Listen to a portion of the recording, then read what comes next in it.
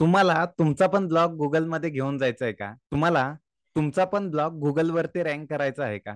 पण समजत नाहीये कशा पद्धतीने करू. तुम्हाला तुमच्या ब्लॉगचा एस-सी-ओ करायचा आहे का? पण समजत नाहीये एस-सी-ओ कशा पद्धतीने केला जातो. तर हा व्हिडिओ तुमच्यासाठीच आहे. कारण आजच्या व्हिडिओमध्ये आज आपण जाणून घेणार आहोत की एस-सी-ओ म्हणजे नक्की काय असतो. आपल्या ब्लॉगचा एस-सी-ओ कशा पद्धतीने करायचा. त्याच्यासोबतच आपल्या ब्लॉग गुगलमध्ये एक नंबरला रँक कसा करायचा याबद्दलची संपूर्ण माहिती मी या व्हिडिओमध्ये तुम्हाला सांगणार आहे. तर चला मित्रांनो, आजच्या व्हिडिओला सुरुवात करूया आणि संपूर्ण एस-सी-ओ म्हणजे काय, त्यासोबतच आपला ब्लॉग गुगलमध्ये एक नंबरला रँक कसा करायचा याबद्दलची संपूर्ण माहिती जाणून घेऊया.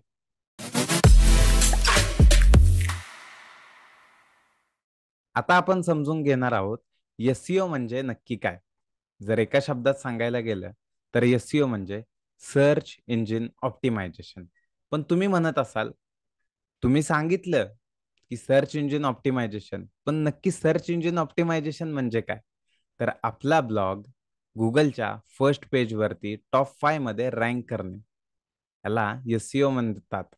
पर्टिक्युलर जे लोक कीवर्ड सर्च करतायत, त्या कीवर्डला आपला ब्लॉग रँक झाला पाहिजे. त्याला म्हणतात एस-सी-ओ. लोकांनी कोणताही कीवर्ड सर्च केला किंवा एखाद्या व्यक्तीला स्पेसिफिक कीवर्ड सर्च केल्यानंतर त्याला जो रिझल्ट पाहिजे, त्याला जी माहिती पाहिजे, ते जर आपल्या ब्लॉगमध्ये असेल, तर आपला ब्लॉग त्याला दिसणे, त्याच्या समोर तो ब्लॉग आणणे, त्याला म्हणतात एस-सी-ओ.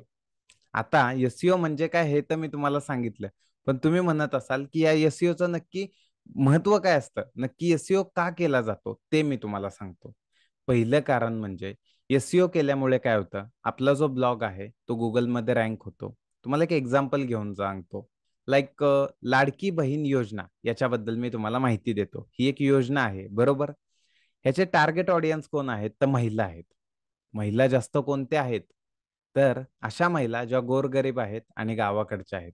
अशा महिलांना याचा जास्त फायदा झाला पाहिजे. तर आता तुम्हाला या कीवर्डचा एस-सी-ओ करायचा आहे. तर तुम्ही कशा पद्धतीने करू शकता? तर लाडकी बहीण योजना हे तुमच्या टायटलमध्ये कीवर्ड आलं पाहिजे. त्याच्यानंतर तेच कीवर्ड तुमच्या डिस्क्रिप्शनमध्ये आलं पाहिजे. तेच कीवर्ड तुमच्या पूर्ण होल पॅराग्राफ आहेत त्याच्यामध्ये आलं पाहिजे. त्यासोबतच तुमच्या संपूर्ण ब्लॉगमध्ये मेन पॉइंट जागी लाडकी बहीण योजना हा कीवर्ड आला पाहिजे. याच्यामुळे काय होणार आहे? तुमचा ब्लॉग स्पेसिफिक त्या कीवर्डला रँक व्हायला मदत होणार आहे. हळू-हळू ब्लॉग तुमचा तो त्या पोझिशनला येणार आहे. रँकिंग नंबर 1 ला येणार आहे. हे त्याचं महत्त्व आहे. का? याच्यामुळे काय होणार आहे? आपल्या ब्लॉगला ट्रॅफिक भेटणार आहे. आपल्या ब्लॉगवरती जास्तीत जास्त ऑडियन्स येणार आहे, एस-सी-ओ केल्यामुळे. आणि जास्तीत जास्त ऑडियन्स आल्यामुळे लोकं ती तुमची संपूर्ण माहिती दिलेली वाचणार आहेत. ती माहिती वाचल्यानंतर कुठून ना कुठून त्यांना त्याचा फायदा भेटणार आहे, जी पण तुम्ही माहिती दिलेली आहे ती. आणि सगळ्यात महत्त्वाची गोष्ट म्हणजे एस-सी-ओ का महत्त्वाचा आहे? कारण जे लोकं असतात, जी ऑडियन्स असते, ती असा विचार करते, की Googleच्या पहिल्या पेजवरती पहिले जे 5 रिझल्ट असतात, ते खूप महत्त्वाचे असतात. ते खूप ट्रस्टेड असतात आणि लोकं पहिल्या 5 ते 6 रिझल्टवरतीच जाऊन क्लिक करतात. अहो, तुम्ही आमचं आणि तुमचं एकदा बघा ना. कोणतीही गोष्ट आपण जर सर्च केली Googleवरती, तर आपण कधी दुसऱ्या-तिसऱ्या पेजवरती जाऊन क्लिक करतो का? नाही ना. पहिल्या 2-3 जे सर्च रिझल्ट येतात त्याच्यावरतीच क्लिक करतो. बाकीची ऑडियन्स सुद्धा तशीच आहे. आय होप तुम्हाला समजलं असेल, की एस-सी-ओचं नक्की महत्त्व काय आहे? बेनिफिट्स काय आहेत? आता आपण समजून घेऊया बेसिक टाइप ऑफ एस-सी-ओ. म्हणजे एस-सी-ओचे कोणकोणते टाइप्स आहेत? तर पहिला टाइप आहे तो म्हणजे ऑन पेज एस-सी-ओ. आपण समजून घेऊया, की ऑन पेज एस-सी-ओ नक्की कशा पद्धतीने केला जातो. तर याच्यामध्ये मी तुम्हाला हे काही पॅरामीटर्स दिलेले आहेत. जर तुम्हाला ऑन पेज एस-सी-ओ करायचं असेल, तर पहिली गोष्ट म्हणजे कीवर्ड रिसर्च करावं लागतं.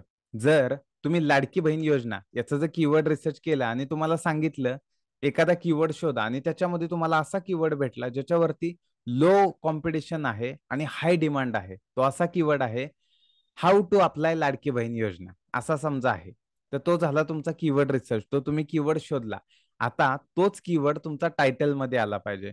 तोच कीवर्ड तुमच्या मेटा डिस्क्रिप्शनमध्ये आला पाहिजे. त्याच्यासोबतच तुमच्या हेडिंग 1, हेडिंग 2, हेडिंग 3 मध्ये सुद्धा हा कीवर्ड तुम्ही वापरला पाहिजे. इंटरनल लिंकिंग केली पाहिजे. इंटरनल लिंकिंगमध्ये त्याच्या रिलेटेडच, लाडकी बहीण योजनेच्या रिलेटेडच तुम्ही एखादा आर्टिकल टाकलं पाहिजे. त्याला म्हणतात इंटरनल लिंकिंग किंवा तुम्ही तुमचा जो ब्लॉग आहे ब्लॉग आतापर्यंत तुम्ही 10 ते 15 ब्लॉग लिहिले आहेत, त्याच्यामधला एक ब्लॉग तुमच्या त्या ब्लॉगमध्ये इंटरलिंक केला पाहिजे. त्याला म्हणतात इंटरनल लिंकिंग.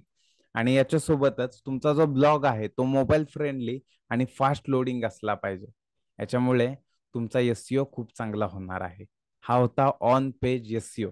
आता आपण जाणून घेऊया ऑफ पेज एसईओ म्हणजे नक्की काय असतं. तर ऑफ पेज एसईओ मध्ये जर तुम्ही पाहायला गेला तर ऑफ पेज एसईओ मध्ये सगळ्यात पहिला पॉईंट म्हणजे बॅकलिंक. जेवढ्या जास्त तुम्हाला बॅकलिंक बनवता येईल तेवढ्या बॅकलिंक बनवा. डू फॉलो बॅकलिंक झाली, नो फॉलो बॅकलिंक झाली, जी पण तुम्हाला बॅकलिंक भेटेल ती बनवा. पण त्याचा रेशो मेंटेन ठेवा. म्हणजे डू फॉलो बॅकलिंक तुमच्याकडे 10 असतील तर नो फॉलो बॅकलिंक तुमच्याकडे 40-50 तरी ठेवा. सोशल मीडियावरती जास्त प्रमोशन करा. जेवढं जास्त तुम्ही सोशल मीडियावरती प्रमोशन कराल तेवढा तुमचा जास्त याच्यामध्ये फायदा होणार आहे. त्याच्यासोबतच गेस्ट ब्लॉगिंग करा, गेस्ट पोस्टिंग करा. म्हणजे तुमचा लाडकी बहीण योजनेवरती तुम्ही ब्लॉग लिहिलाय, समोरच्याने समोरचा जो तुमचा एखादा मित्र आहे किंवा जो ब्लॉगर आहे त्याने लिहिले आहे कुसुम सोलर पंप योजना याच्यावरती लिहिलेलं आहे. तर तुम्ही तो ब्लॉग तुमच्या वेबसाईटवर टाका आणि त्याची अधिक माहितीसाठी लिंक समोरच्या ब्लॉगरची द्या. आणि समोरच्या ब्लॉगरला सांगा तुम्ही माझा ब्लॉग टाका, अधिक माहितीसाठीची लिंक आहे ती माझ्या ब्लॉगची द्या. अशा पद्धतीने तुम्ही ऑफ पेज आणि ऑन पेज करू शकता. तर हे आहेत ऑन पेज एसईओचे काही पॉईंट आणि हे आहेत ऑफ पेज एसईओचे काही पॉईंट. तुम्ही हे नक्कीच फॉलो करा. जर वाटत असेल तर याचा स्क्रीनशॉट काढून घ्या आणि फॉलो करा. तर आता आपण जाणून घेणार आहोत ब्लॉग रँकिंगसाठी काही बोनस टिप्स. तर मी तुम्हाला काही बोनस टिप्स देतो. त्या म्हणजे ब्लॉग जर तुम्हाला रँक करायचा असेल तर 3 गोष्टी पाळा. कंटेंट युनिक बनवा, कॉपी कंटेंट कोणाचंही करू नका आणि असं कंटेंट बनवा ज्याच्यामध्ये लोकांचे प्रॉब्लेम सॉल्व्ह होतील.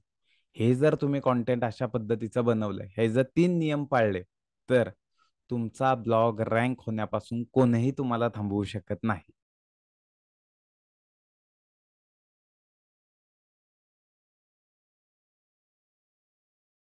थांबा, थांबा, थांबा. अजून व्हिडिओ संपलेला नाहीये. मी तुम्हाला एक बोनस टिप देणार आहे. ती बोनस टिप अशी आहे, तुम्हाला एसईओ म्हणजे काय हे तर सांगितलं.